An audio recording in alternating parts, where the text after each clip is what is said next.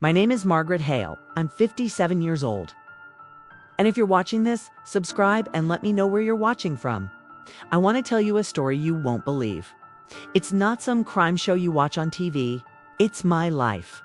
The day I realized my daughter-in-law was not just manipulative or greedy, but a serial killer in disguise. Everything I thought I knew about family, about safety, about trust, it's shattered. People always assume women like me, in our 50s, mothers, grandmothers, retired or slowing down, are soft targets. They think we're too tired to fight, too gullible to notice danger, too old to protect what's ours. But I'm here to tell you that assumption nearly cost me everything, and it cost others their lives. Let me start at the beginning. I live in Dallas, Texas, in a brick house that my late husband Robert and I bought 30 years ago. We raised 3 children under this roof: my eldest son Daniel, my daughter Claire, and my younger boy Michael.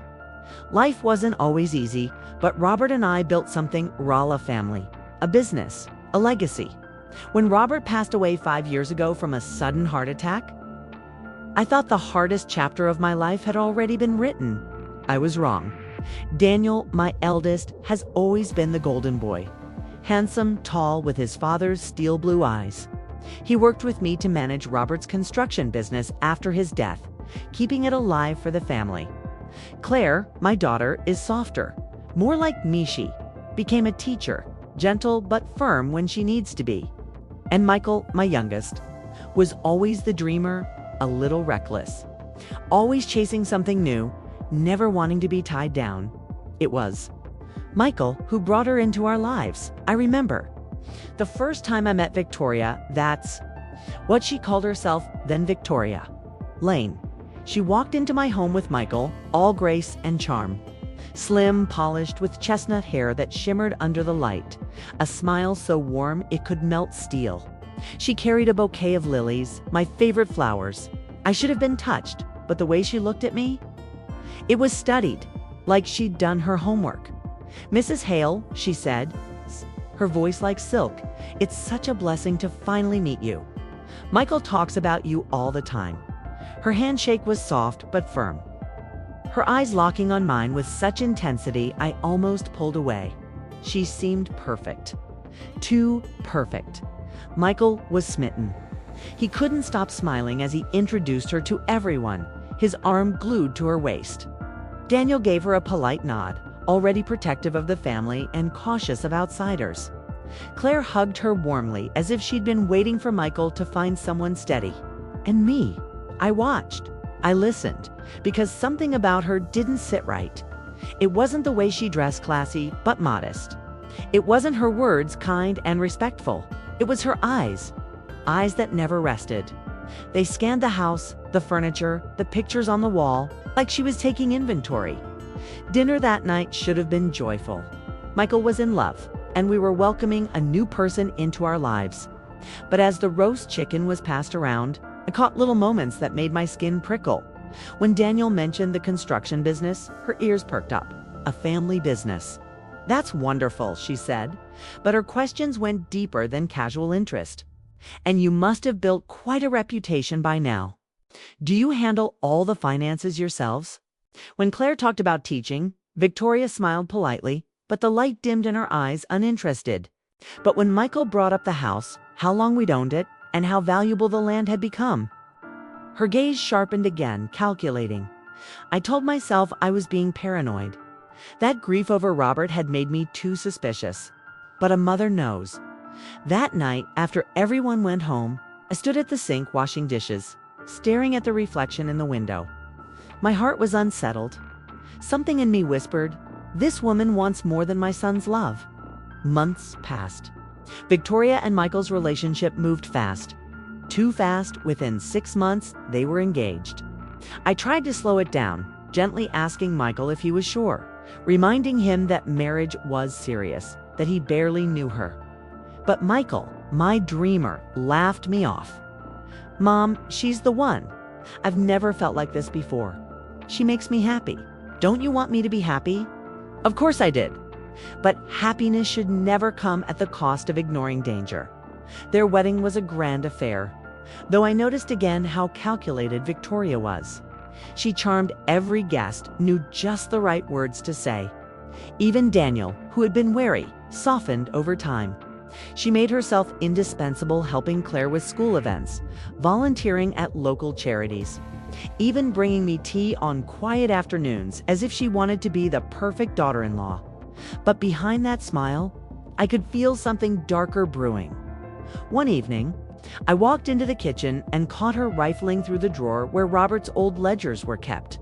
She jumped, her face turning pale before recovering into that polished smile. "Oh, I was just looking for a pen," she said. But the drawer had no pens, only old business records. I tucked that moment away, my suspicion growing, but I stayed quiet. Sometimes silence reveals more than questions. And then came the first real crack in her mask. It was Christmas. We were gathered around the fire, opening presents, sipping hot cocoa. The mood was warm, laughter filling the house. Daniel gave me a necklace. Claire surprised me with a scrapbook of family memories. Michael handed me a painting he'd made. Then Victoria leaned forward, handing me a beautifully wrapped box. Inside was a leather-bound journal with gold-edged pages. On the front, in elegant script, it read, "To Margaret Hale with admiration." It should have been touching. But when I opened it, the first page wasn't blank. Instead, it contained a quote written in neat handwriting. "The strongest of all warriors are time and patience." Tolstoy. I looked up at her. She smiled that same perfect smile. But in her eyes, I saw challenge.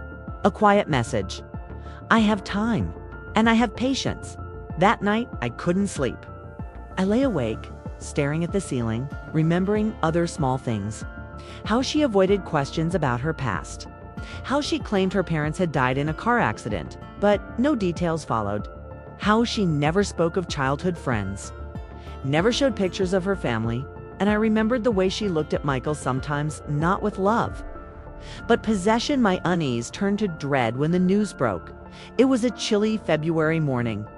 I was having coffee when the TV anchor's voice cut through the quiet. Breaking news. Authorities are investigating a trail of mysterious deaths across 4 states. The suspect, believed to be a woman in her 30s, has married and allegedly poisoned several wealthy men. Authorities are urging anyone with information to come forward. My mug slipped from my hands, shattering against the floor. On the screen, a blurred composite sketch appeared. It wasn't perfect, but the shape of the jaw, the curve of the lips, it looked exactly like Victoria. I couldn't breathe. The news anchor said her name, Rebecca Martinez, wanted in connection to at least 6 deaths. Rebecca Martinez, not Victoria Lane. My hands shook as I grabbed the phone. Dialing Daniel. "Mom." "What's wrong?" He answered, alarmed by my silence. "Turn on the news," I whispered. Now, the world tilted around me as I realized my son's wife. The woman sleeping under my roof wasn't who she claimed to be. She wasn't just a liar. She was a predator, a killer, and she was already inside my family. When I tell you the room spun that morning, believe I had never felt fear like that in my life. To think that the woman my son loved, the one he'd married, the one who hugged my grandchildren, could be the same monster described on national television. It was almost too much to bear. But I didn't have the luxury of fainting or hiding.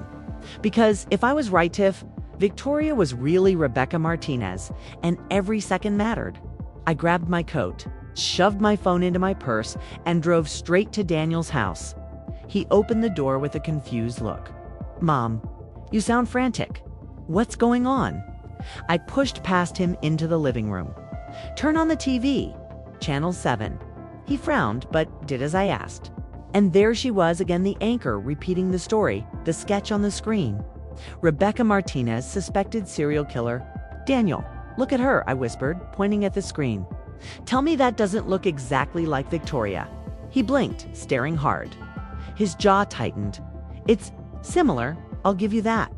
But Mom, you're jumping to conclusions. It's a sketch. It could look like anyone." My heart pounded. "Daniel, think. Has she ever told you about her past? her family. Have you noticed how she's always asking questions about the business, about money, about property? He sighed, pinching the bridge of his nose. You've been suspicious of her from the start. I get it, you're protective. But she's my brother's wife. We can't go accusing her of being a serial killer because of a sketch on TV. His words cut deep, but I couldn't back down. I'm not accusing, I'm warning. And if you won't listen, then I'll find out myself. He stared at me, torn between worry and irritation. Just don't do anything rash, Mom, please. But I'd already made up my mind. That night, sat alone at my kitchen table. The journal Victoria had given me open before me. My eyes fixed on that first page. The strongest of all warriors are time and patience. I wondered if she'd been mocking me. Leaving a breadcrumb of her true self, I began searching. I may not be young, but I've lived long enough to know how to follow a trail. I pulled out Robert's old laptop and started digging. News articles, public records, obituaries. One name connected to another, like pieces of a puzzle, and slowly a picture emerged. Rebecca Martinez, born in New Mexico. No parents listed in recent records. A string of marriages that all ended in tragedies, husbands who died suddenly, often after rewriting their wills. Poisoning suspected but never proven. Then she'd vanish, reappear under another name.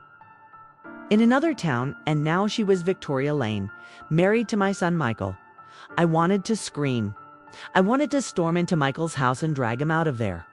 But I knew if I tipped my hand too soon, she'd know. And if she knew I suspected her, she wouldn't hesitate to make me her next victim. I needed proof. Solid, undeniable proof. A few nights later, I had my chance. Michael and Victoria invited the family for dinner at their new townhouse. She greeted me at the door, radiant as ever. In a cream silk blouse and pearls. "Margaret," she said warmly, kissing my cheek. "I made your favorite tonight, lemon chicken. I hope you'll like it." Her smile was flawless. But behind it, I could feel the weight of a predator studying her prey. We sat at the table, laughter filling the room. Michael was glowing, so in love it hurt to look at him. Daniel tried to relax, though I saw him watching me carefully, afraid I'd say something. Claire chatted with Victoria like they were old friends, but me, I barely touched my plate. I kept my eyes on her hands. Graceful, steady, pouring wine into each glass, and then it happened, when she leaned over to pour mine. I noticed something small, barely noticeable. A tiny packet, like a sugar packet, slipping from her sleeve into her palm. She thought no one saw. But I did. Her eyes flicked to my glass, my blood ran cold. I smiled faintly, forcing myself to stay calm. As she turned away, I casually switched my glass with Michael's, sliding it across the table under the breadbasket. Minutes later, Victoria raised her glass. "To family," she said, her voice smooth. Everyone clinked glasses. I pretended to sip. Michael drank deeply, and I watched her eyes. For a flicker, just a flicker, a mask slipped. A flash of satisfaction, my stomach churned. I couldn't let Michael drink another drop. "Excuse me," I said, standing quickly. I think I left my phone in the car. I grabbed both my glass and Michael's, pretending absent-mindedness, and carried them to the kitchen. I poured the contents down the drain, my hands shaking. When I returned, she looked at me with that perfect smile, but her eyes were sharp, questioning. She knew I was watching her. That night, after everyone left, I sat in my car trembling. I was certain now Victoria wasn't just Rebecca Martinez. She was still killing. And my son was her next target. But how could I prove it before it was too late? The next days were torture. Every phone call from Michael made my heart stop, fearing it was the police telling me he was gone. Every time Victoria smiled at me, I wondered if she was already planning my funeral.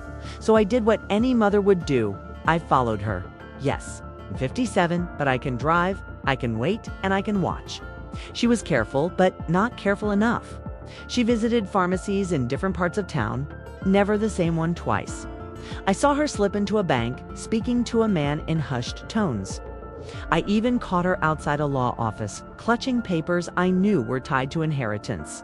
Piece by piece, her plan unfolded. She was moving to position herself not just as Michael's wife, but as his heir. One night, I confronted Michael directly. "Son," I said quietly, "I need you to listen to me. Don't dismiss me this time.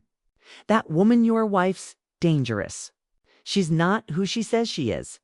Her real name is Rebecca Martinez, and she's wanted for murder." He laughed at first. "Mom, come on. This is insane. You've always had it out for her. Michael, listen to me." I grabbed his hand. "She tried to poison me. At dinner. I switched our glasses. You understand? You would have been the one drinking it." His face paled. He pulled his hand back. You're just imagining things. You're under stress." "No," I whispered. "I'm your mother. I wouldn't lie to you. Please, Michael, look into her past. Don't take my word for it, just look." He shook his head, tears in his eyes. "I love her. Mom, I can't believe she'd do something like that." And that's when I realized the hardest truth of all. Love blinds. And Michael was blind enough to walk straight into her trap, but I wasn't. I would save him, even if it meant risking everything. You know, when you live long enough, you realize something about evil, it's not always loud. Sometimes it's soft-spoken, polite, it's with perfect hair and a smile that could win a beauty pageant. That's what made Rebecca Victoria. Whatever name she was wearing, that's what made her so deadly. After that dinner, I knew I couldn't waste another moment. My son wouldn't believe me. My family thought I was paranoid. But my gut, the gut God gave me, told me if I didn't act, I'd be planning Michael's funeral within months. So I started keeping records. Every place she went, I wrote it down. Every person she spoke to, I tracked. I even followed her once into a boutique downtown, pretending to shop while she slipped something small into her purse without paying. She didn't need the trinket. No, it was the thrill, control, getting away with it, and each time I reminded myself this woman had taken lives. I wasn't going to let her take my sons.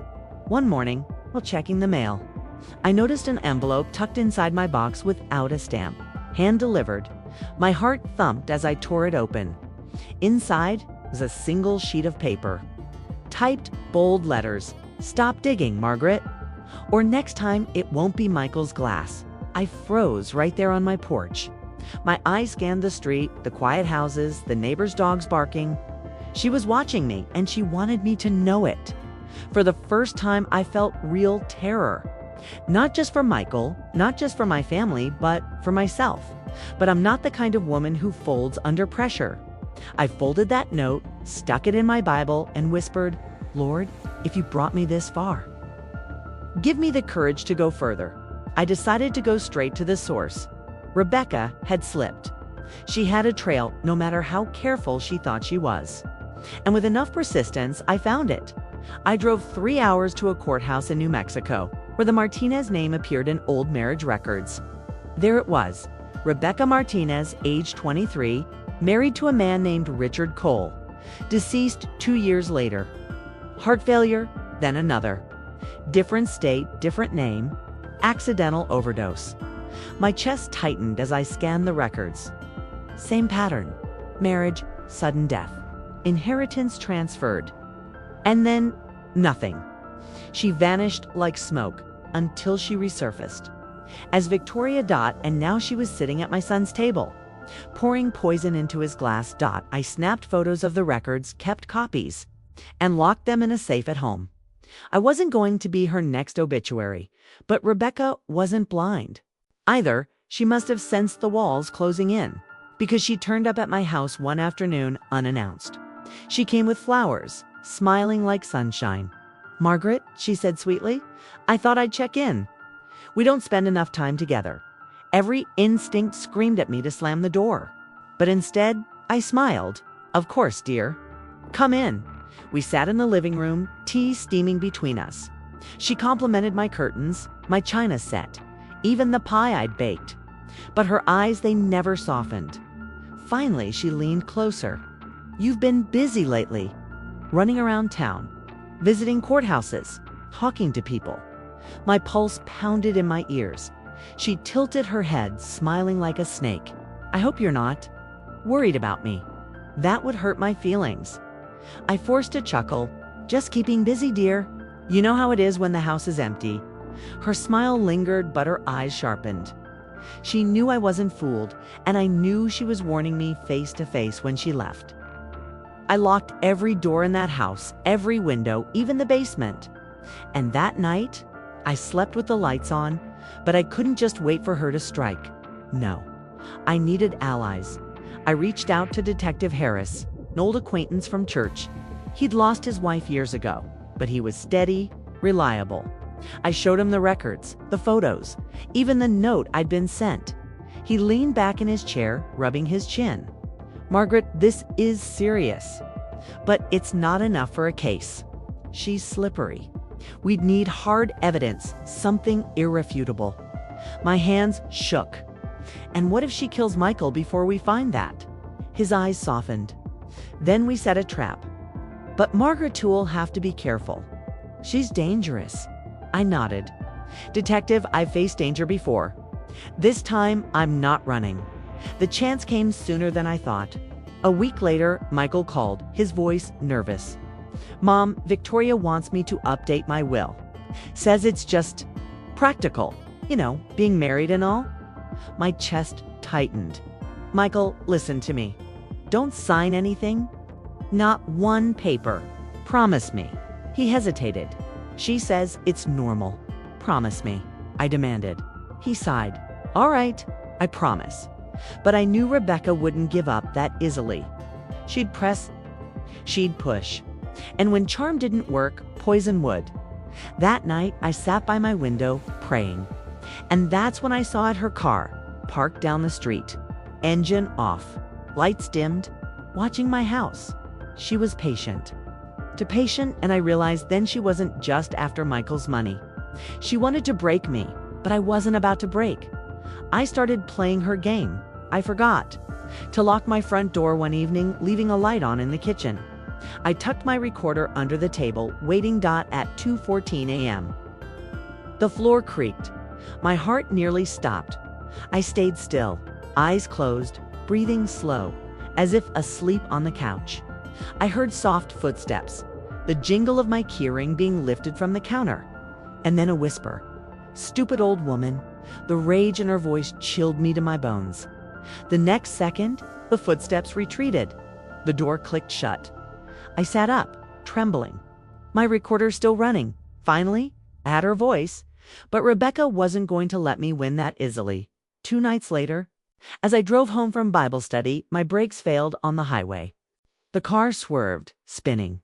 By the grace of God, I managed to steer into the grass before it flipped. My hands shook as I realized my brake lines had been cut. She'd tried to kill me. That was the final straw. I brought the recorder and the police report to Detective Harris. He looked me straight in the eyes. "Margaret, this is attempted murder. Now we've got something." But Rebecca was clever, too clever. By the time police questioned her, she was calm, smiling, even crying on cue. Why would I ever hurt my dear mother-in-law? The case stalled, but I wasn't giving up. Not while my son slept beside a murderer. And then came the night that changed everything.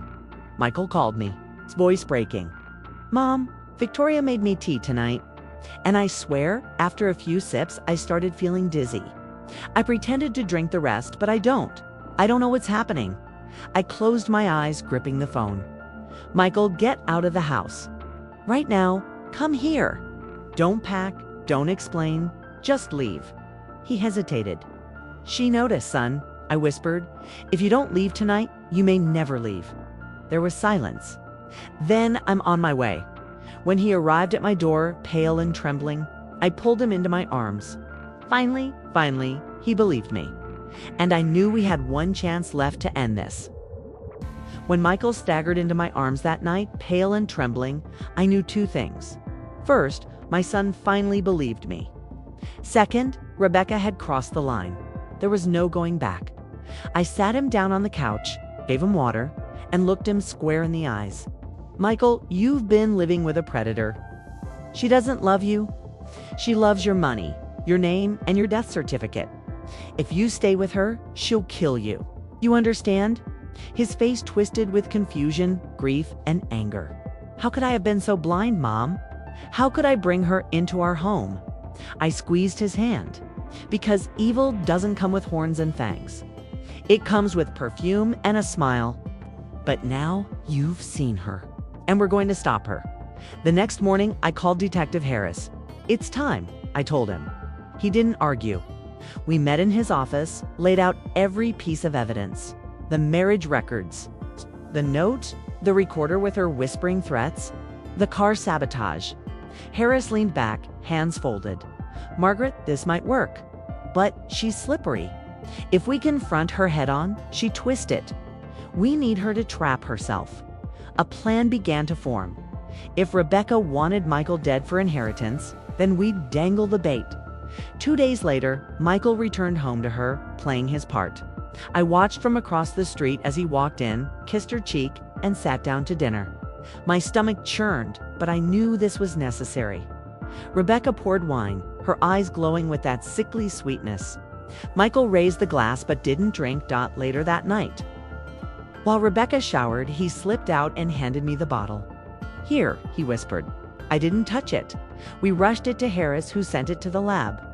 Hours felt like days, but when the results came back, my blood ran cold. Cyanide. She was killing him, slow and steady.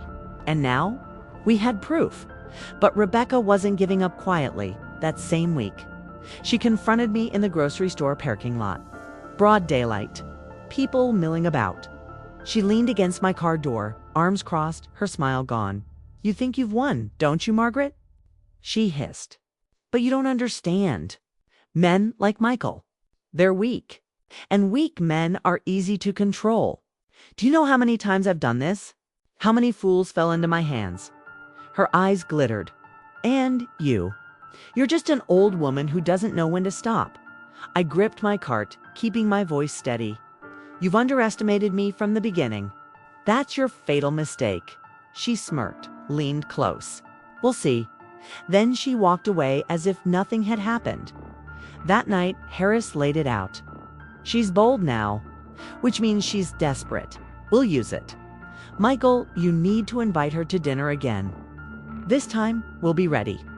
I hated the idea, but Michael nodded, jaw clenched. "Let's end this." The dinner was set.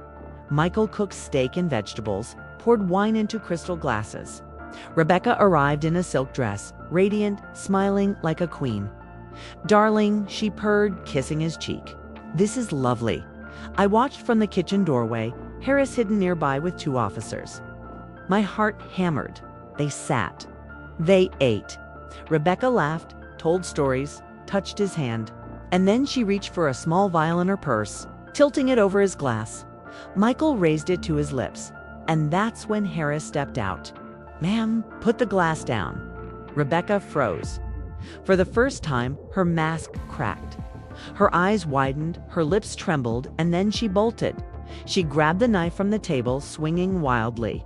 Michael shoved his chair back. I screamed. And Harris tackled her before she could reach me. The officers pinned her. The vial rolling across the floor. Rebecca Martinez, victorious serial killer across 4 states, was finally caught. The trial made headlines. The press swarmed the courthouse, cameras flashing. Michael sat beside me every day, pale but stronger, his hand gripping mine. The prosecution laid out her history. The husbands, the inheritances, the poison. Witnesses came forward. Families wept. And when they played the recording of her whispering "stupid old woman" in my kitchen, I felt every hair on my neck stand. The jury didn't take long. Guilty, life sentence. No parole. I'll never forget the last time I saw her. As they led her away in handcuffs, she turned and locked eyes with me. No more charm. No more sweetness. Just raw hatred. "You should have died when you had the chance," she spat. I lifted my chin. "And you should have picked a different family." Life after Rebecca wasn't easy. Michael struggled with guilt. My younger son and daughter carried scars from the chaos. And me, I carried the memory of every moment I thought I'd lose them. but I also carried something. L's strength. Because betrayal doesn't have to destroy you. Sometimes it becomes the fire that forges you stronger. And to any woman watching this, especially those over 50, don't let anyone tell you you're too old, too weak, or too late. The lessons you've lived through, they are your weapons. Use them. If you're watching this, subscribe and let me know where you're watching from, because I want to hear your stories too.